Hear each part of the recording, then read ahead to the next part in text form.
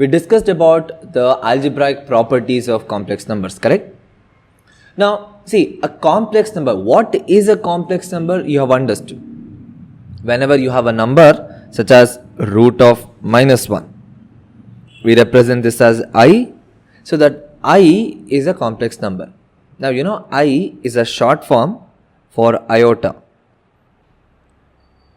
Iota, basically iota meaning what? It's a very small parameter or small quantity. That's why we take the complex number as I. Alright. Now, what if we take that I, the iota, and we start increasing the power? In the sense, what if you take, say, I to the power of 231? What is the value of this? Something like this. You know, problems can, these kind of problems can occur. So, for this, let's try to figure out a pattern. See, what is I? I is root of -1. So, when you have I is equal to root of -1, let's do I square. I square becomes root of -1 whole square, which basically is -1. Correct? Now, I'll square this one again. That means we'll do I square whole square, which is I power 4 or -1 whole square, which becomes 1. Now, see, I to the power of 1 is I square is -1. Now, I power 4 is 1, but we are missing that I cube, correct? So, let's try to do I cube. When you do I cube, see, you can write this as I square into I, which becomes -1 into I, which is -I. Now, what did we get here? We have 4 values. So, let's write it down. Okay, now what we'll do, so we'll write it down. Now, we'll write it down. I to the power of 1 is equal to I square is equal to -1, I cube is equal to I power 4 is equal to 1. Now, these 4, you guys have to know these 4. The reason is, if you take I to the power of 5, let's think about it. I power 5, that can be written as I power 4 into I. And I power 4 is what? 1. 1 into I is I itself. Don't you think the same pattern repeats? So, this is the pattern what we are looking at. I, -1, minus I and 1. So, anything or any number you have, we take it in the same form, we reduce it, we get the answer. Okay.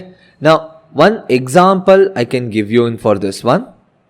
Okay. One example, say we do I to the power of same 231. Let's take the same thing. Now, to solve this, what you do, take 231, divide it by 4, because the number repeats after 4. So, the pattern is 4 numbers.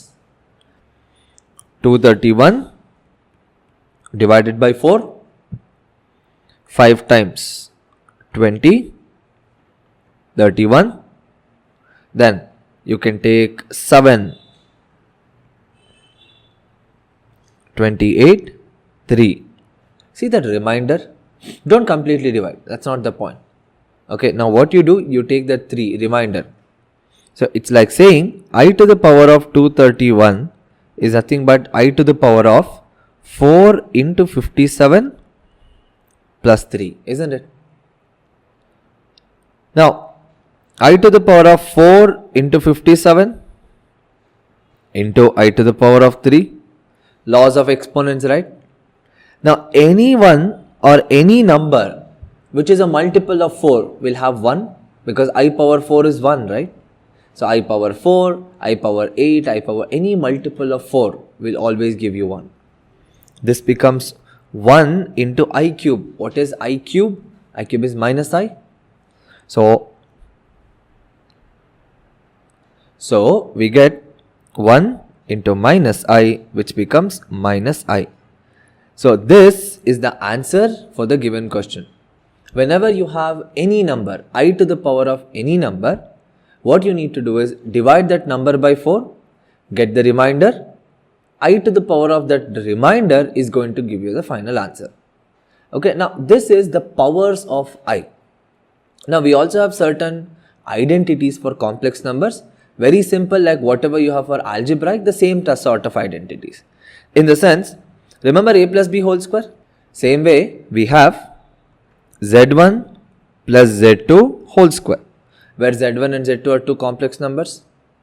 This is going to become z1 square plus 2z1 z2 plus z2 square. Exactly like how you have an algebraic identity a plus b whole square and you have z1 plus z2 whole square. But remember, z1 is one complex number, z2 is another complex number. Okay, it's a very simple one. You might as well do expansion of this and you guys will get the answer. It's as simple as that one. Since it is true for one of these complex identity, we can do all other complex identities. Like you can do z1 minus z2 whole square, which becomes z1 square minus 2z1 z2 plus z2 square. This is one more. Or you can do z1 plus z2 into z1 minus z2, which becomes z1 square minus z2 square. Now one thing I want to tell you, the third identity, this is a very important one because we are going to use this in understanding about conjugate and division of one complex by another complex number. So the third identity is quite important. Alright, remember how we used to do rationalization of irrational numbers? Same concept we use even for conjugate of a complex number also. Fair enough? Now if you do the same thing for the cube part, that is z1 plus or minus z2 whole cube becomes z1 whole cube plus or minus z2 whole cube plus or minus 3z1 z2 into z1 plus or minus z2. This becomes the identity, the cubic identity, the square identity, both the identities are there. Understood? So now you understand how do we solve problems based on I power something. Divide the power by 4, get the remainder, that's going to be the answer. As in I power that answer. Very simple. Okay, and then these identities what you are seeing. In the next video, you guys will understand how to find the modulus and conjugate of a complex number.